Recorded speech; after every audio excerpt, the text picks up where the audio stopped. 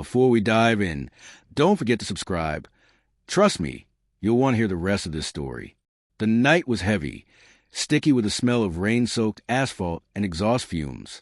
I sat on the edge of our bed, phone clutched in my hand, staring at the same 3 unread messages over and over.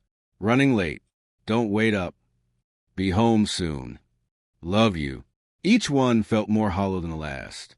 She had said she'd be back hours ago, but her key never jingled in the door. I remembered the little habits that made her, her. The way she twisted the hem of her sweater when nervous. The way she'd hum to herself in the shower. Tunes I didn't know but pretended to love.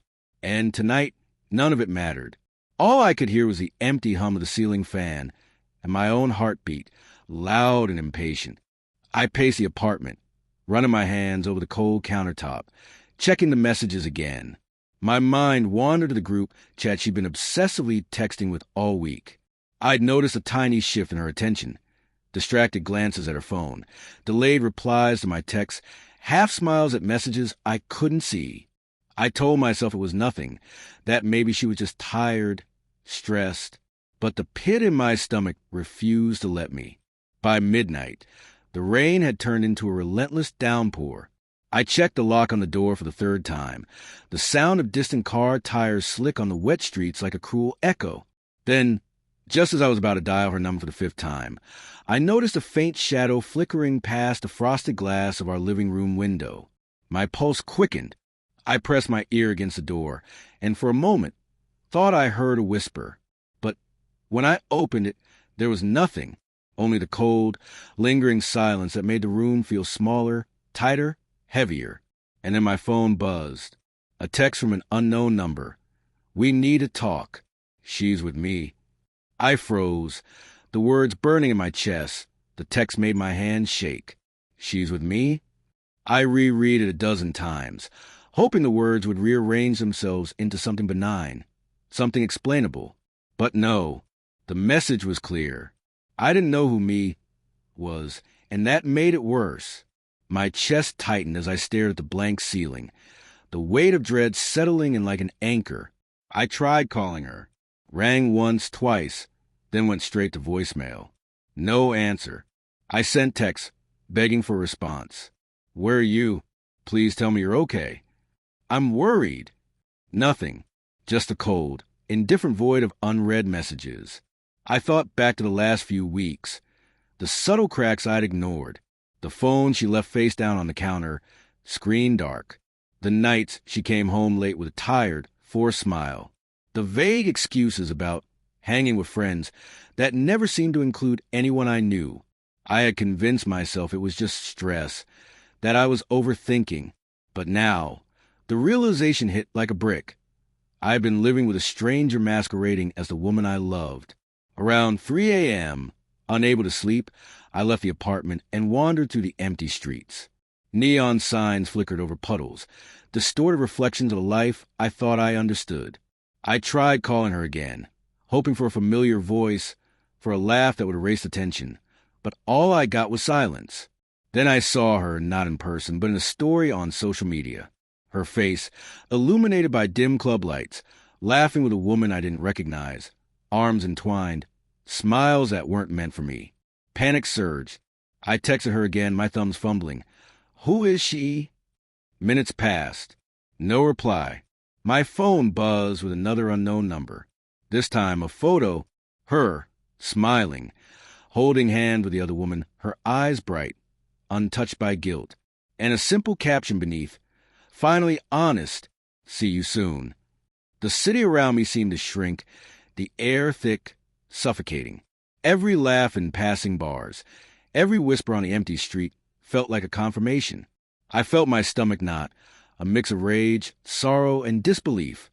Questions churned relentlessly. How long had this been going on? Why didn't she tell me? Was I ever enough? And then I realized the worst wasn't just a betrayal. It was the woman I hadn't met yet. The one who had been quietly rewriting the rules of my life while I was still asleep, trusting her completely. I didn't know what awaited me when I got home, but I knew one thing. Tomorrow morning, everything would change. The next morning, I didn't want to wake up But reality had other plans. I opened the door, half expecting silence, half expecting confrontation. Instead, there she was, not the woman I thought I knew, but someone entirely different. She stood in the hallway, perfectly composed, wearing a soft beige coat and a calm, almost apologetic expression. Her hair caught the sunlight streaming through the windows, haloed like she was untouchable. I blinked. For a moment, I didn't speak. My chest ached with a mixture of anger and confusion, my mind racing to make sense of what I was seeing. "I'm sorry you had to find out like this," she said softly. Her voice was steady, calm, but it carried a weight that crushed me. "I wanted to tell you. I thought I could, but I couldn't." I swallowed hard, voice breaking. Who are you?" Her eyes held mine. "I'm the reason she didn't come home last night, and the reason she's been distant for months. I'm the one she's been with. I didn't mean to hurt you, not like this, but you need to know the truth." It felt like the apartment itself was closing in. My hands trembled, my knees weak. I wanted to scream, to throw the phone, to demand answers, to beg her to leave. But all I could do was stare, the betrayal eating at me like fire. She stepped closer, cautiously, almost empathetically. "You loved her, and she loved you too, but not fully, not the way you deserved. She's been discovering herself, and I became part of that. I never wanted to hurt you, but you deserve honesty. I wanted to hate her. I wanted to curse her, scream, cry. Instead, I felt numb, my emotions fraying at the edges. I realized the life I thought I was gone, replaced by a story I hadn't chosen. I finally whispered, almost to myself, "So it's over?" She nodded. "It has to be." The apartment felt impossibly empty after she left. The silence wasn't peaceful. It was sharp, slicing through every memory I had of her, of us. I sank onto couch, staring at the ceiling, replaying every laugh, every touch, every lie I hadn't seen. Betrayal isn't loud. It doesn't always scream. Sometimes it's quiet, invisible, but it leaves marks you can't erase. I realize that love, even when it fails, teaches you something vital, that trust, once broken, reshapes everything. That heartbreak, though unbearable, eventually carves space for clarity. If you've ever been betrayed or had someone you trusted disappear into someone else's world, I want to hear your story. Share it in the comments. And don't forget to subscribe. Sometimes these stories are painful, but they remind us we're not alone.